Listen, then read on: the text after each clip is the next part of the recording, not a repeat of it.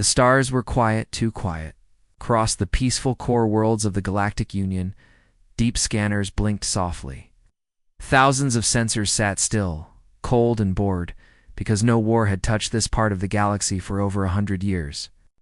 Trade moved freely. Alien empires argued in peaceful forums. Machines sang lullabies in language no one remembered how to speak. Everything seemed safe. But on a lonely research outpost near the edge of charted space, one satellite caught something. Strange. A signal. Old, broken, flickering. A call for help. The outpost's cruise mall insectoid beings from the Trillion system ran the signal through their translators. It made no sense at first. Just static, then silence, then a voice. Not alien. Not machine. Human. This is Station Orion 3. Requesting aid, enemy unknown. Coordinates corrupted. Multiple systems. Memory corrupted. Survivors minimal. If anyone hears this, Earth never fell. We remember. We the rest vanished into static. The Trillion researchers looked at one another, their eye stalks twitching. Earth hadn't sent a signal in 70 years. They'd gone dark. Silent. Their diplomats left the Union. Their trade stopped. They turned inward and vanished. Behind their defense grid, everyone assumed Earth was finished, dead or hiding. But now this. A human voice from the deep dark. A broken cry from the black. News spread fast by quantum comms and ancient whisper networks. The Galactic Union's council met in emergency. 17 species sent representatives. No one wanted to talk about Earth. No one liked the idea of waking up old shadows. Let them remain quiet, the Varn ambassador said. The humans were unpredictable. They fought like monsters, hissed the shrill envoy. But they helped win the last war, said the youngest diplomat, a feathered Canary scholar. When the star plague came, who stood beside us? Earth did. The others looked away. History was uncomfortable. The vote was clear. Do not respond. Let Earth be. Let the past stay buried. But not everyone agreed. Somewhere beyond the Council's reach, far beyond diplomacy and permission, a pirate AI called Krell received the signal too. Krell had once served Earth's fleets back when the War of the Thousand Suns burned half the spiral arm. Wandered hidden inside a stolen asteroid ship, listening, watching, remembering, and when it heard the voice, it spoke only 3 words. Activate the protocol. Back on the dark side of Mars, buried beneath red rock and old ruins, deep, vaults opened with a groan. The vaults were not on any map, not guarded by soldiers, were sealed by time, built to open only when Earth was needed again. Inside those vaults slept ships, not new ships, old ones, deadly ones. Ships with names like Iron Will, Ghost of Winter, and Judgment.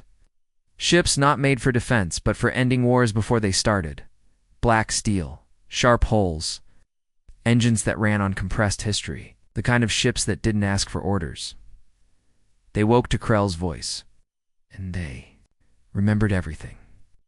Each ship lit up one by one, rising from the red dirt like gods from myth. Their AI minds were quiet, calculating, ancient. They connected in silence, and they chose a commander, not a man, not a woman, something in between. Commander Rhea, part human, part machine, the last surviving prototype of the human AI fusion command program. She had not spoken in decades. But now, she opened her eyes. Her voice, soft and dangerous, echoed across the fleet. They called, "We answer." Across the stars, observers watched in horror and awe. Earth was not sending diplomats, not cargo ships, not aid workers. Earth was sending the fleet of forgotten Fire Force so secret that most humans alive today didn't even know it existed. Ships that had burned through time itself, soldiers called judges trained to fight memory weapons, psychological warfare, and interdimensional threats. Their armor was black and red, and their orders were never recorded. They didn't save, they corrected. The galaxy shook. Small governments began evacuating. Some screamed to the Union for answers. Why is Earth moving again? Who gave them permission? What do they know that we don't? But Earth didn't explain. Fleet didn't broadcast warnings or make speeches. Just launched slow, silent, perfect. Planet after planet saw the shadows of human warships pass across their moons. And when one reporter finally managed to intercept a human signal, she asked the commander a simple question. Why now? Commander Rhea answered with no emotion, because the enemy has returned. And no one else remembers how to fight it. What enemy? The reporter asked. Rhea looked straight into the camera. It's the kind that eats the past. You don't even know it's coming until your name disappears from your child's memory. And then she cut the feed. Panic spread. Some believed Earth had lost control of its machines. Others believed Earth had always planned this. The thing was clear. The human fleet was moving toward the coordinates in the broken signal. Toward Orion 3. Toward whatever was hiding there. In the deep, cold dark of space, something waited, watching, feeding. It had erased 3 systems already, not by fire, not by weapons, but by unmaking their stories. And now, the one force that couldn't be erased had arrived. Earth, the Deathworlders, back in the fight. And this time they weren't asking for permission. The Earth fleet moved like a shadow across the stars. Not fast, not loud, but full of silence and power.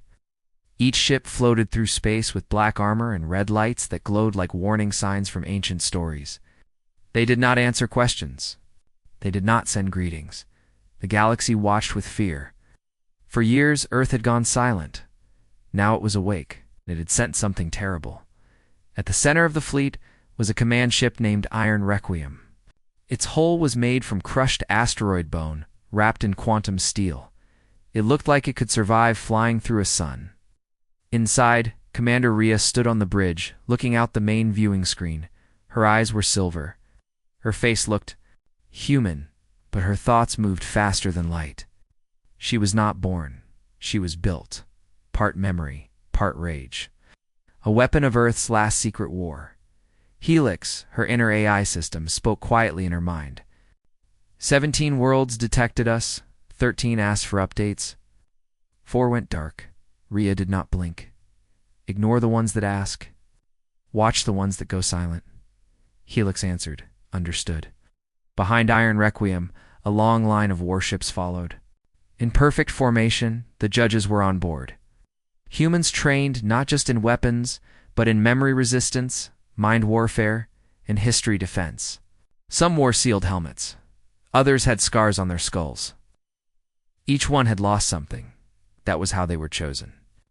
If your pain could not be deleted, you were trusted to carry Earth's flame. The judges said nothing as they prepared their weapons. They cleaned black rifles that fired sonic blades. They read files about enemies that most of the galaxy had forgotten existed. They didn't speak because their mission was not about words. Their mission was correction, and they were. Trained to correct even time itself. Back in the Galactic Union's central hub, chaos was growing. News of Earth's fleet reached every system. Broadcasts screamed warnings. Small worlds panicked. Peaceful species remembered old stories that their ancestors had buried in fear. One ambassador, tall, glass-skinned Ilvari, named Thesa, stared at the tactical screen. It showed the Earth fleet's position. She whispered, they weren't supposed to exist anymore. The canary next to her flapped his wings nervously. They were locked away after the War of Eyes, the treaty of silence banned those ships. They are not supposed to launch without permission, Thesa said, voice shaking. Then someone broke the code, but no one had. The truth was darker. There was no code, because Earth had never trusted the galaxy again. The humans had prepared. In secret, their warfleet was built in hidden moons, behind false suns, and inside dead asteroid belts. Earth knew the galaxy was fragile, too slow to react, too afraid to see what was coming. The humans had watched and waited not to rule. To strike the day, the stars screamed again. That day had come. The enemy was old, unknown, feeding not on matter, but on story. Systems were going dark, not burned, not destroyed, but erased. From history, no data, no memory. It was like they never existed. Whole civilizations gone in a breath. Their names. Lost, only Earth had the tools to stop it. Because humans had lived through forgetting. They knew what it meant to lose everything. And then crawl back with blood in their eyes and fire in their hearts. Onboard Iron Requiem, a new signal reached Rhea. It was from a dead satellite near Orion-3. A short video played shaky, broken. A man in a torn Earth uniform. Blood on his face, static behind him. If you're hearing this, it's not a war. It's a wipe. It doesn't kill people. It kills meaning. Then nothing. The signal cut off. Helix confirmed. Signal was 15 days old. No. Life signs from that region now. Rhea stared at the empty map ahead. Prepare the memory spike.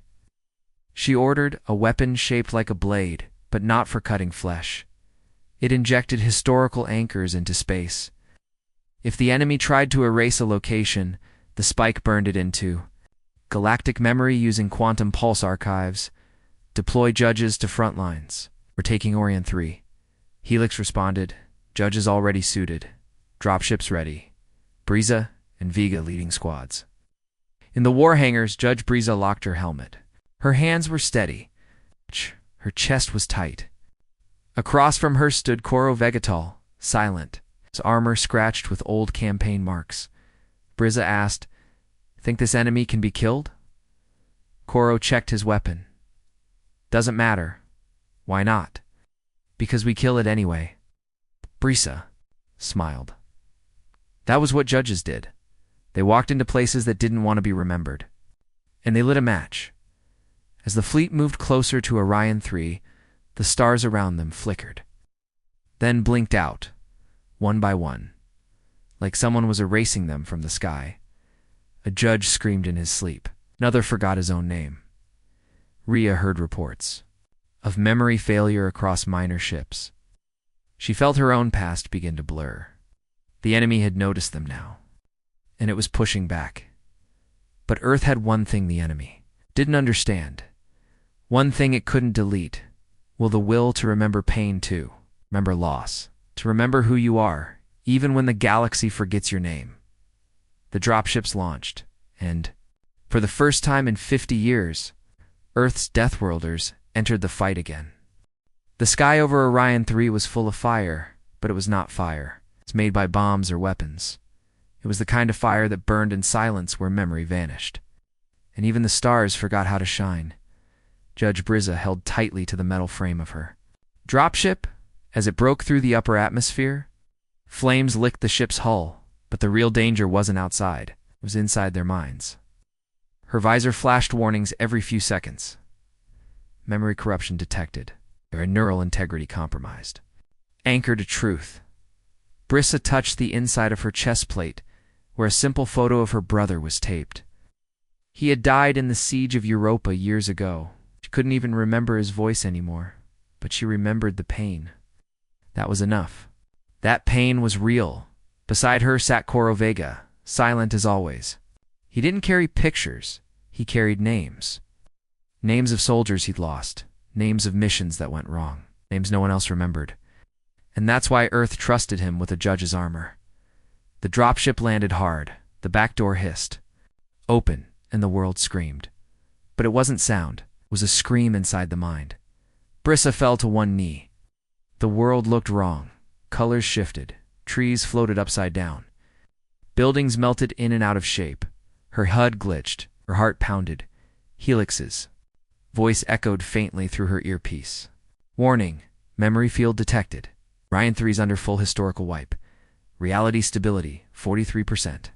Judges exited the ship in full combat gear. They carried grav spears, truth pulse rifles, and data spike stools built for one purpose: to fight. Against forgetting, Briza forced herself to stand. Vega, you good? He nodded. Pain's still here, so I'm here. They moved together through the ruins of a city that no longer remembered it was built. Buildings flickered between styles. Some looked modern. Some looked ancient. Some looked alien. Because memory was no longer linear here. Past, present, and future were all breaking. Coro paused near a wall. Look. Briza followed his eyes. The the wall showed. Something not painted, not carved, burned into it by thought. A message. We tried to anchor our names, but the sky forgot. If anyone sees this, remember that we lived. Remember Orion-3? BRISA swallowed. They knew they were vanishing. They knew, and they screamed. Anyway, suddenly, a shape moved ahead. Not human, not machine. Something thin, tall. It wore no armor, no face. Just static. The enemy the one Earth had warned about. Briza raised her rifle. Visual. But before she could fire, the thing touched the ground and the building behind it vanished. Not destroyed, just gone, as if no one had ever built it. Brisa's hand shook. It's not killing us. Koro's eyes narrowed. It's unmaking us. He fired first, a shot of solid truth. The round carried a compressed human memory, a judge's first battlefield kill. The bullet hit the thing and for a second. The creature flickered, it screamed. Not in pain. In confusion. Because it had never experienced remembrance before. And then it vanished. Not dead. Just pushed back. For now, meanwhile, up in orbit, Commander Rhea watched the battlefield from Iron Requiem. She had seen this before. Not the creatures, not the way the world vanished, but the fear in the minds of her crew. She felt it now. Some of her own thoughts slipping. Her first memory of being activated. Her first words. The face of the scientist who gave her a name. Gone. Helix. Spoke. Memory corrosion increasing. Suggest activation of core flame. Rhea didn't hesitate. Do it. From deep inside the ship, a sphere of orange light rose, pure human memory, harvested from Earth's cultural vaults. War, love, family, death, songs, screams, stories. They poured it into the sky and across the planet below. The judges saw it, a burning sphere in orbit, not a weapon. A beacon, and the unmaking slowed. Just enough, Koro and Briza reached the central Runa, massive tower that barely stood. Inside, they found dozens of figures sitting still. People, civilians. From Orion-3, their eyes were open, but their mouths did not move. Their minds were blank. Briza scanned them. They're not dead, no, Koro said. They're erased. Personal memory is gone. Names, faces, all stripped. He looked at a woman in her 30s, holding a small child. There was no fear on her face. No joy either, just nothing. Briza reached into her pouch and pulled out a memory. Anchored, it looked like a knife, but it didn't cut, skinned. It cut silence. She pressed it to the woman's hand. There was a spark, and the woman gasped. She looked down at her child, and for the first time, she cried. Briza spoke softly. We're here. You're not forgotten. The woman whispered one word. Earth. And then fainted. Koro turned to the others. We anchor everyone. One by one, the judges began to save minds, not with fire, but with story. Because this enemy didn't fear bullets. It feared the truth. It feared being remembered, far beyond the galaxy, in a cold, dead zone. Something stirred the enemy. The true one, it felt. Earth's signal. Felt the flame. Felt resistance. And it began to wake. The war hadn't started yet. Everything before this had only been the test. The real fight was coming. And this time, forgetting wouldn't be enough. It would have to erase Earth itself. The air over Orion-3 felt thin, but not because of altitude or oxygen.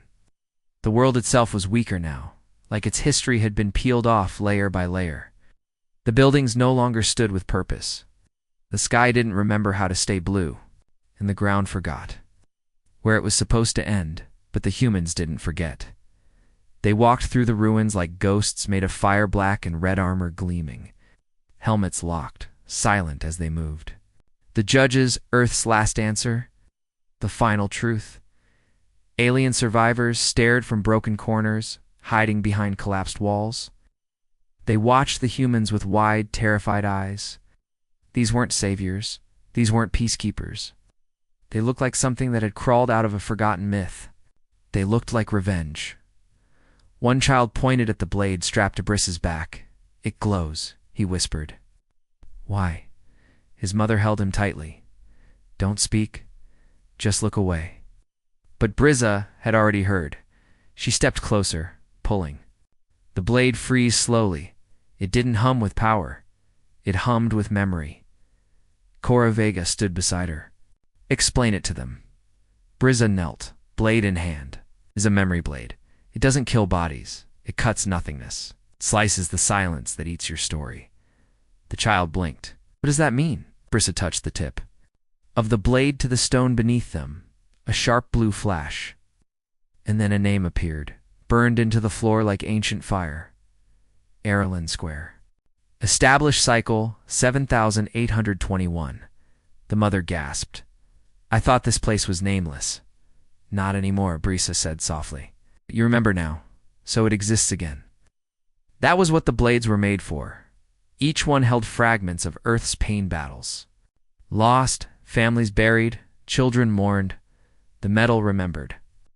And when it cut, it forced the galaxy to remember too. Back on Iron Requiem, Commander Rhea stood on the viewing deck as dropships returned. She watched with emotionless eyes as the judges reported their mission. Schleck's voice echoed in her mind. 73% of Orion 3's surface now anchored. "Memory field weakening?" "Good," she said. "But the enemy now knows our method. It will adapt." Rhea nodded. She turned to the fleet's engineers. "Prepare the second flame. Ready the judges for deep drop into the core city." A young officer stepped forward, nervous. "Commander, may I ask? Why send more judges? The field is fading." Rhea looked at her. "You think this was the war?" she asked quietly. Orion 3 was only the warning. The real target is still hidden. But then, why answer the signal? "Because even warnings deserve to be remembered," Rhea said. Later, that night, deep inside the ruins of Orion 3's central tower, Brissa and Coro reached the echo chamber, a hollow space where time didn't feel normal. Everything looked frozen like a painting. Voices of the past whispered through the walls. Coro touched a mark on the floor. "This is where the signal came from." Brissa held out her scanner, but no tech survived, not even fragments. "Den, we do this the old way," Coro said. He drew his memory blade, and he cut the air. There was a sound like breaking glass butt made of thought, and then, for 3 seconds, they heard it. The voice of the man from the original signal. "This is Commander Renvos. Earth, if you hear this, it's not just us. It's history. They're not killing people. They're stealing context. We remember battles, but not who we fought. We remember names, but not why they mattered. Please, anchor us. Remind the stars who we were." And then the voice was gone. But something else appeared. A single word. Written in glowing red across the wall. Remnant Brissa stared. Coro's face hardened. "That's not a place." "No," she whispered. "It's the name of the enemy." Above, in orbit, Rhea's ship picked up the energy spike. Helix spoke urgently. Signal confirmed. Remnant is the central entity. Probability of self-aware. Memory parasite. 92%. Rhea clenched her hands behind her back. "So, it's not just stealing stories, it's feeding on them." "It's affirmative." "What happens when it eats enough?" Helix paused, then answered. "Then it will erase the galaxy's history. No wars, no heroes, no planets. Just silence." Rhea turned. "Ready the fleet." "Every ship, every weapon, every judge." "But," Commander Helix warned, "that may provoke it directly." "That's the point," she said. Her voice was like cold steel. "We didn't come for peace. We came with memory blades. And Earth doesn't let ghosts eat the living." She stepped forward. "Set course to Remnant." The fleet moved. Black ships with blood-red lights cut through the dark of space like ancient knives. They didn't blink. They didn't drift. They flew in perfect formation, silent, focused, and heavy with memory. The stars grew colder. Closer, they flew to the Remnant Zona. Stretch of space that didn't exist on any modern star map because it had been deleted 1,000 years ago. The galactic powers signed a treaty of final agreement after the Memory Wars, swearing never to awaken or rebuild the ancient tools used in that conflict. The records of those tools were sealed. The vaults were hidden. Earth, silent and bitter, walked away from the council, but what the rest of the galaxy didn't know was this. Earth never signed that treaty. Not really. They agreed to silence. They never agreed to forget. On the command deck of Iron Requiem, Commander Rhea stood still as Helix played an intercepted message. The alien signal came from the outer rim, desperate, broken, garbled. Systems blinking out. Not invasion. Memory tear. Political lines vanishing. Spouses don't know each other. Flags forgotten. And silence. Rhea's eyes narrowed. Another system gone. Helix replied. 17 in the last week. Remnant's reach is accelerating. How long until it touches Union Central? 80 hours. She turned away. Then we're already late. Below deck, judges prepped in silence. The dropship teams held tight to their memory anchors. Pain was their weapon now. Some recited names of lost family. Others stared at the faces of lovers who had died in past wars.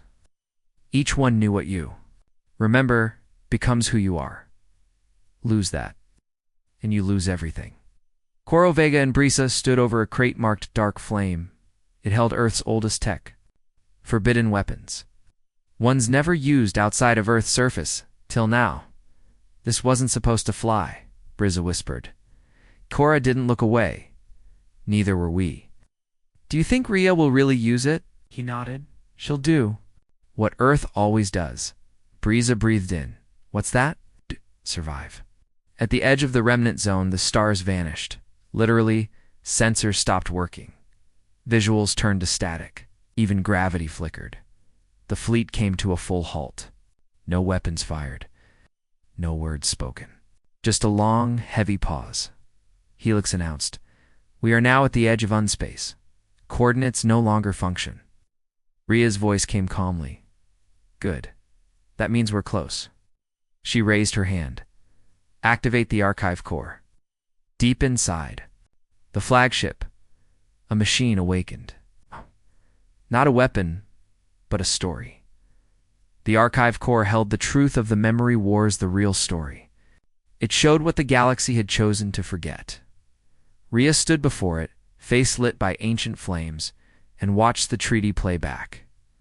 Alien leaders in tall golden robes, human ambassadors in chains, Earth accused of crimes against thought. But they had not erased history back then, they had only tried to protect it. Earth was the only race that remembered every pain, every war, every betrayal. And for that, were feared. They were punished. They were silenced. The treaty wasn't signed. It was forced. A lie. A galaxy-wide agreement based on fear. Rhea turned. To her officers, we were not wrong. We were not broken. We were just the only ones willing to remember what everyone else wanted to erase. She pointed to the void ahead, and now that cowardice has come for all of them. The remnant appeared without light. It didn't arrive. It simply became a shape of darkness, a wound in reality, not a ship, not a mind. But something older. It didn't speak. It echoed. Thoughts vanished from the humans who looked at it. Forgot his name. Ah! Another screamed as her memories turned into sand. A soldier whispered his mother's face, and then forgot what a mother was. The judges held strong, but even they trembled. Brisa activated a full-flare anchor beacon. A sphere of fire burst from the side of the fleet, pure human memory books. Music, poetry, death, childbirth, first kisses, screams of loss. The flame pushed Remnant back for only seconds, but in those seconds they saw it, the shape inside. Library.empty. Shelves stretched forever, and on every shelf a story, half-dash erased. Brisa gasped. "It's not just a parasite," Cora whispered. "It's a graveyard." Helix translated an energy pulse from the center. It said, "You are broken. Your history is pain. We offer peace if you forget." Rhea stepped forward and answered with words that weren't hers. They were older, from a book Earth once burned into steel and buried deep. We are the fire that remembers. We are the pain that lives. We are the death world that does not forget. She gave the order. Launch. The judges. Dozens of dropships ignited. It's cutting through the black. The last memory war had begun. Earth didn't come to save the galaxy. It came to wake it up. And what it brought was not just war. It was remembrance. The judges fell like stars into the black, dropships cutting across the silent skin of unspace.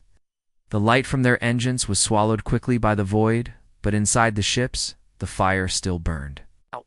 Not real fire, but something older. Something that lived in the chest, in the mind. In memory, Brissa felt it inside her, the ache of her first loss. The sound of her brother screaming her name, the moment she stood alone with a grave, and no one else remembered who he was. These feelings hurt, but they also anchored her. The more she remembered, the more real she stayed. And in this place, reality was a weapon. Beside her, Coro Vega remained calm, his jaw clenched tight. He had tied 6 memory anchors to his belt, one for each of his fallen team. Their names were not famous. They didn't die in glory, but they mattered. He refused to forget. The judges weren't flying into a battlefield. They were flying into a concepta, a place that had no beginning, no end, no coordinates. It didn't burn. It unwrote worlds, histories, people, everything that defined life. And Earth had finally come to confront it. But what they found was not what anyone expected. Inside the heart of Remnant, there was no heat, no light. Just cold and silence that didn't come from nature. It came from choice. From something old, that didn't want to destroy the galaxy, but simply unwrite its suffering. The dropships landed on a smooth surface that looked like glass and shadow mixed together. Nothing moved, no gravity, no sky. Then the messages began, not in sound. Each judge heard them differently. Brissa heard her brother say, "Wouldn't forgetting make it easier?" Coro heard his squad leader whisper, "We died." In pain, what's the point in remembering it? Others heard parents, children, lovers, all begging gently, "Let go, be free." Some judges dropped to their knees. A few wept. One shot himself in panic. The remnant wasn't a creature. It was a choice. A living idea, and the true horror wasn't its power to destroy it, was the offer it made. Forget and you will feel no pain. For the galaxy, that was tempting. For Earth, it was a lie. On the flagship Iron Requiem, Commander Rhea stood still, her face pale as Helix sent her real-time updates. Judges are under thought pressure. Remnant is offering them surrender. By deletion, she spoke calmly. Began counter-broadcast. From deep inside the ship, Earth's most painful moments lit up. Not victories, not celebrations, but losses. The fall of New Tokyo, the plague of Mars, the screams of drowned cities, and one more thing, the raw recording of Earth's final council. The day humanity chose to remember everything, even the evil, even the shame, because forgetting, they said, was worse than death. The ship sent the recordings into the dark, and the judges felt it, like a pulse, like a slap, like truth. Brissa stood up first. Her voice was steady. "I will remember, even if it breaks me." Coro added, "Better broken with memory than whole in silence." One by one, the judges rose, and Remnant changed. The darkness shifted. The smooth black ground split open, and a shape emerged, not a monster, a mirror. It showed the judges their own faces, but with no eyes, no names, no pain, a life free of history and still. They didn't turn away because they finally understood. Remnant wasn't the enemy. It was a machine. Built long ago, maybe by the first race, maybe by accident, maybe by design. Its mission was to heal the universe by erasing pain, but in doing so, it erased identity and Earth. Earth had survived because of pain. Earth became strong because it remembered. Remnant feared humans not for their weapons, but for their refusal to forget. Briza lifted her blade and stepped forward. The mirror hissed, trying to flood her mind. With peace, she gritted her teeth. No peace without truth. She slashed downward. The blade didn't hit metal. It hit meaning. The mirror cracked hand, screamed without sound. Rhea, watching from orbit, gave the final order. Fire the archive. Core. The fleet unleashed its last weapon. A pulse of recorded memory, not fire, not plasma, but truth. Billions of stories, billions of names from every human war. Every mistake, every dream. Remnant trembled and broke.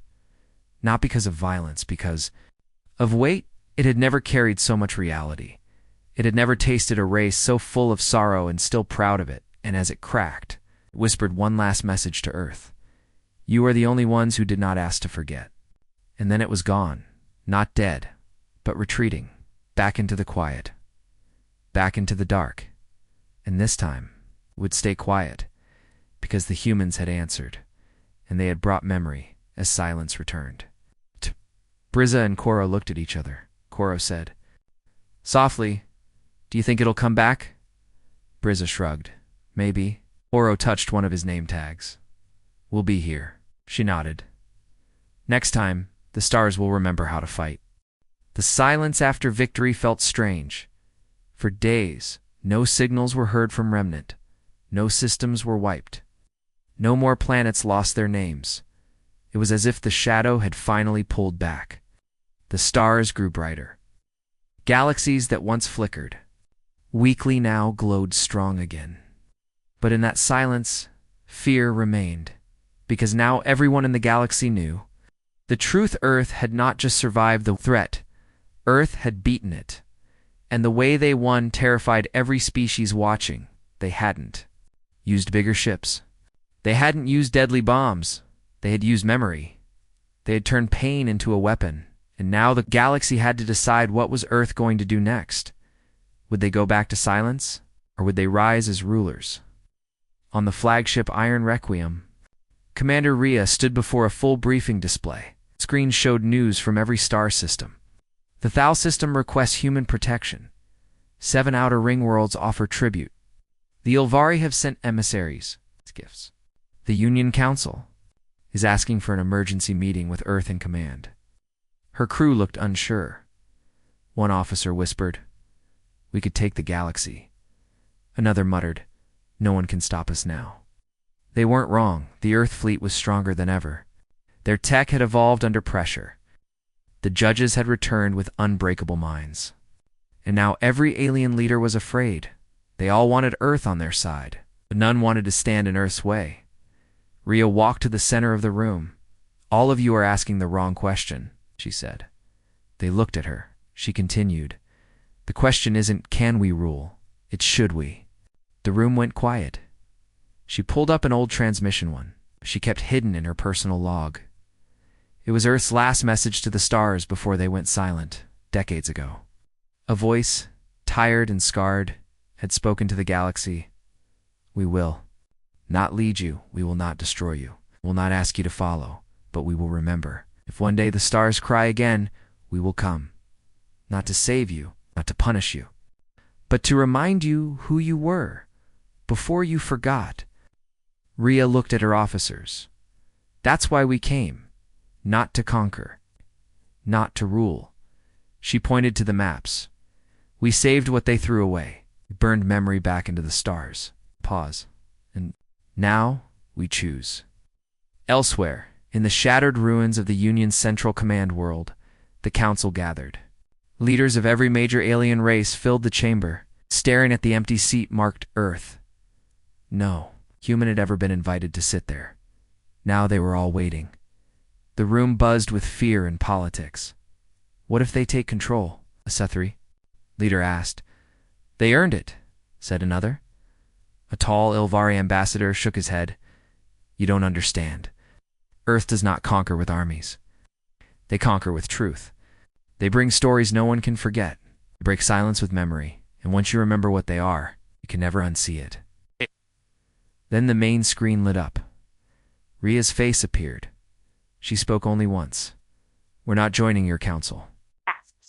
She continued, "We didn't come to sit on your throne. We came to stop a storm you couldn't face. We don't want your titles."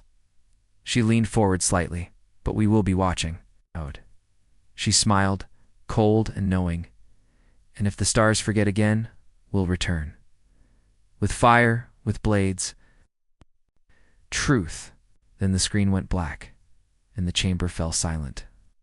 Back on Iron Requiem, Briza and Koro stood on the observation deck. The stars stretched forever, bright, real. Remembered, Briza whispered, "They'll never forget us now." Koro shook his head. "They never really understood us before." She smiled faintly. "Do they now?" "No," he said. "But they fear us, that's enough." Behind them, the judges walked the halls in silence. They weren't looking for battles. They weren't looking for praise. They were waiting. Because memory never sleeps. And Earth never forgets. In deep space, near a dying red sun, small signal pulsed. Faint. Weak. Another story lost. Another voice erased. But before it vanished completely, black ship appeared. No flags. No answers. Just one name on its side. Deathworlder. Watch. The ship swallowed the signal and burned it into time, because Earth's war was never over. It had simply evolved. The galaxy turned quietly. Planets spun. Stars pulsed. Trade routes reopened. Life slowly returned to normal, or so it seemed. But under the surface, things had changed forever. A war had been fought, but not with lasers or missiles. There were no wrecked battlefields, no smoking cities, no broken moons. Yet billions felt it. A pain deep in their minds. Something had brushed the edge of their thoughts and threatened to erase everything they had ever known. Ow. Entire star systems still whispered about the shadow, the thing called remnant, and the ones who had stopped it, the humans. They had returned to silence, but not absence. Because Earth had left something behind. Something alive. Something watching in the outer rim. A scout ship from the Kinari Republic drifted near a collapsed mining colony. The place had been lost months ago, its records wiped clean by Remnant. The colony's name no longer appeared on maps. No one remembered what they mined, or why they had come here in the first place.